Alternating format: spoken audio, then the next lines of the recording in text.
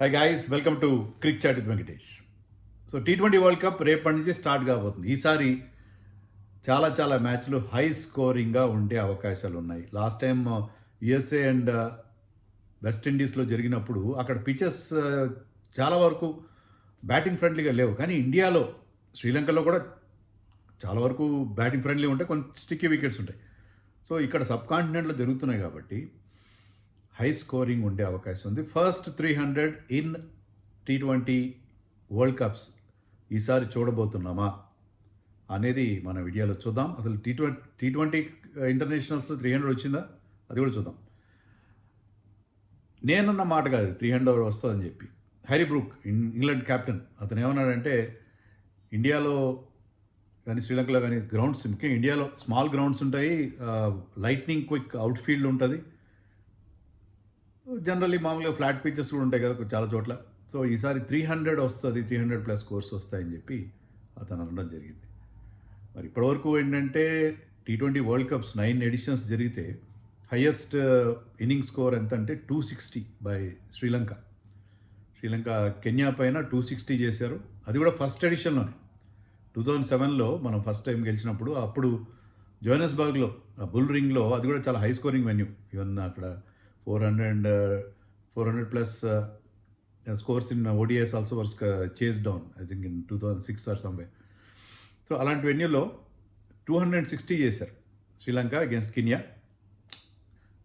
కానీ ఆ తర్వాత ఎప్పుడు 250+ కూడా రాలేదు. అది ఒకటే 250+ స్కోర్ T20 వరల్డ్ కప్స్లో. సో ఈసారి 250 చాలా మామూలుగా వస్తాయని నాకు అనిపిస్తుంది. చాలా మామూలుగా 250 దాటేస్తారు ఈసారి అనుకుంటున్నాను. అసలు T20 ఇంటర్నేషనల్స్లో 300 క్రాస్ అయ్యారా? Yes, there are 3 instances. 344 చేశారు జింబాబ్వే. ఎవరి మీద చేశారు? గ్యాంబియా అనే దేశం ఉందని కూడా చాలామంది తెలియదు. సో గ్యాంబియా మీద జింబాబ్వే 344 చేశారు. అలాగే నేపాల్ కూడా ఏషియన్ గేమ్స్ జరిగినప్పుడు 2024లో అనుకుంటా, ఏషియన్ గేమ్స్లో వాళ్ళు కూడా మంగోలియా పైన వాళ్ళు 314 చేశారు. అయితే వాళ్ళు ఫుల్ మెంబర్ టీమ్స్ ఆడినప్పుడుగా, అంటే మీ అపోజిషన్ కూడా ఫుల్ మెంబర్ కానప్పుడు, అది ఫుల్ మెంబర్స్ కూడా ఒక 300 స్కోర్ ఉంది. ఇంగ్లాండ్ వర్సెస్ సౌత్ ఆఫ్రికా రీసెంట్గానే, కొన్ని నెలల క్రితం, సెప్టెంబర్ 2025లో మాంచెస్టర్లో జరిగిన మ్యాచ్లో England scored 304. That is the only score. ఇద్దరు ఫుల్ మెంబర్స్ ఆడుతున్నప్పుడు వచ్చిన ఓన్లీ స్కోర్ ఆఫ్ 300+. అప్పుడు ఫిల్ సాల్ట్ రెచ్చిపోయాడు, బట్లర్, హ్యారీ బ్రూక్.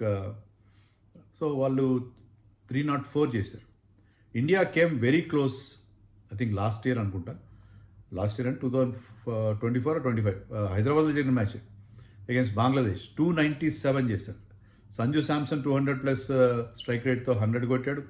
సూర్యకుమార్ ఒక 75, 200+. హార్దిక్ పాండ్యా ఒక క్యామియో ఇన్నింగ్స్ 49తో, అతను కూడా 240 స్ట్రైక్ రేట్తో చేశాడు. అప్పుడు ఇండియా కేమ్ వెరీ క్లోజ్, 297 చేశారు. మన హైదరాబాద్లో ఎప్పటికప్పుడు మన ఉప్పల్ స్టేడియంలో 300 రావడం అనేది రాసిపెట్టుంది ఐపీఎల్లో. అది కూడా మిస్ అవుతా ఉంది. సో అది సన్ రైజర్స్ ఈసారి ఆ లోటు భర్తీ చేయొచ్చు, సన్ రైజర్స్ కానీ మరొక టీం కానీ. సో 300 ఐపీఎల్ అయితే వస్తుంది. ఈసారి వరల్డ్ కప్లో ఖచ్చితంగా వచ్చే అవకాశాలు కనిపిస్తున్నాయి. హ్యారీ బ్రూక్ చెప్పినట్టు నాకు కూడా ఖచ్చితంగా అనిపిస్తుంది. ఎందుకంటే అసలు టెక్నిక్స్ మారిపోయినాయి. లాస్ట్ వరల్డ్ కప్కి ఇప్పటికీ 2 ఏళ్ళు అయినా, లాస్ట్ వరల్డ్ కప్ నేను చెప్పినట్టుగా అంత బ్యాటింగ్ ఫ్రెండ్లీ కండిషన్లో జరగలేదు. కానీ ఇండియాలో జరుగుతున్నప్పుడు దేర్ ఆర్ సర్టన్ గ్రౌండ్స్. అందులో గ్రూప్ స్టేజ్లో మీరు చూడండి, గ్రూప్ స్టేజ్లో ఇండియా ఆడుతుంది. ఇండియా ఎవరి మీద ఆడుతుంది? నమీబియా, నెదర్లాండ్స్, యుఎస్ఏ, పాకిస్తాన్ పక్కన పెడితే. పాకిస్తాన్ విషయం ఇంకా క్లారిఫై కాలేదు మనకి, ఆడతారా లేదా అనేది. సో నమీబియా, నెదర్లాండ్స్ అంత వీక్ టీమ్స్ ఏం కాదు. యుఎస్ఏ కూడా మన ఇండియన్ ప్లేయర్సే, వాళ్ళు ఎక్స్పర్ట్స్ ఉంటారు అక్కడంతా. వాళ్ళు కూడా లాస్ట్ వరల్డ్ కప్లో డిడ్ రియల్లీ వెల్. సో వీళ్ళ మీద ఇండియాకి అవకాశం ఉంటుంది. ఎందుకంటే వాంఖాడేలో కానీ, ఈడెన్ గార్డెన్, స్మాలర్ గ్రౌండ్స్ అవి, చాలా హై స్కోరింగ్ అయ్యే అవకాశం ఉంటుంది. There are certain grounds where even Chennai కూడా ఇప్పుడు అంత బౌలింగ్ ఫ్రెండ్లీగా ఏం లేదు. చెన్నై కూడా చాలా ఫ్లాట్ వికెట్గా మారిపోయింది. సో ఇండియాకి అవకాశం ఉంటుంది, సౌత్ ఆఫ్రికాకి ఛాన్స్ ఉంటుంది. అంటే మీ అపోజిషన్ బట్టి కూడా ఉంటుంది. అంటే there are teams like Italy first time ఆడుతున్నారు. ఇటలీ కానీ, నేపాల్ బ్యాటింగ్లో బాగుంది కానీ బౌలింగ్లో అంత స్ట్రాంగ్గా లేదు, నాకు డౌటే.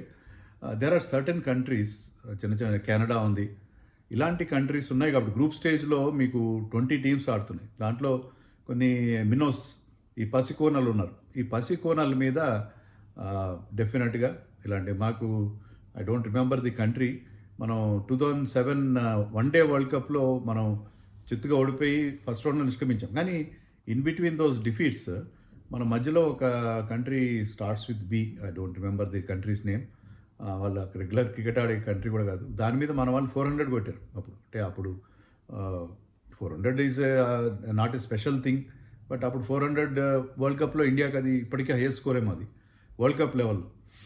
మన వాళ్ళు 400 కొట్టేశారు. సో అలాగే ఇప్పుడు ఈ మిన్నోస్తో ఆడినప్పుడు, పసికోనలతో ఆడినప్పుడు ఖచ్చితంగా 300 వచ్చే అవకాశం. ఎందుకంటే బ్యాటింగ్ టెక్నిక్స్ ఇప్పుడు people like Abhishek Sharma, Travis head, Phil Salt ఇలాంటి వాళ్ళు దే లాంచ్ అండ్ అసాల్ట్. మన ఇషాన్ కిషన్ కూడా అదే లెవెల్లో ఉన్నాడు ఇప్పుడు.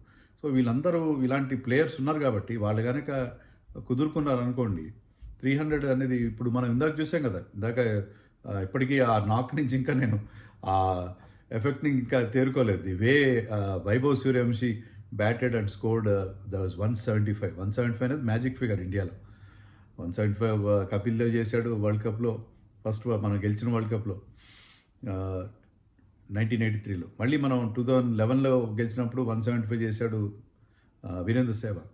సో ఈసారి మన వాళ్ళు ఆడుతున్నారు, ఈసారి గెలిచేస్తారు. 400 చేసిన తర్వాత గెలవకుండా ఎలా ఉంటారు. కానీ అండర్-19 వరల్డ్ కప్లో అలా అక్కడ ఎలా అయితే మీకు 400+ స్కోర్ వచ్చింది వెన్ వైభవ్ సూర్యవంశీ లాంటి ప్లేయర్ ఆడినప్పుడు, అలాగే ఈసారి T20 వరల్డ్ కప్లో మనకి ఖచ్చితంగా 300+ స్కోర్ వస్తుందని చెప్పి నేను I don't believe in predictions, తర్వాత గెస్ వర్క్లో బిలీవ్ చేయను. కానీ నాకు ఎందుకో ఒక స్ట్రాంగ్ గట్ ఫీల్ అయితే కలుగుతా ఉంది. ఈసారి 300 ఈజీగా వచ్చేది, 1 or 2 స్కోర్స్ వస్తాయి. ఎందుకంటే ఈ చిన్న చిన్న కంట్రీస్ ఉన్నాయి కదా, వాటి మీద ఆడినప్పుడు ఎవరో ఒకళ్ళు ఏదో టైంలో వాళ్ళని మీద పండుగ చేసుకుంటారు, 300 కొట్టేస్తారు అని నాకు అనిపిస్తుంది. So 300 is very much loading this time అని నాకు అనిపిస్తుంది. అలాగే 200 ఇండివిజువల్ స్కోర్ కూడా వస్తుందా, అది కొంచెం ఫార్ ఫెచ్డ్. అది అంత ఖచ్చితంగా అయితే చెప్పలేం 200 ఇండివిజువల్ స్కోర్ వస్తుందని చెప్పి చెప్పలేం.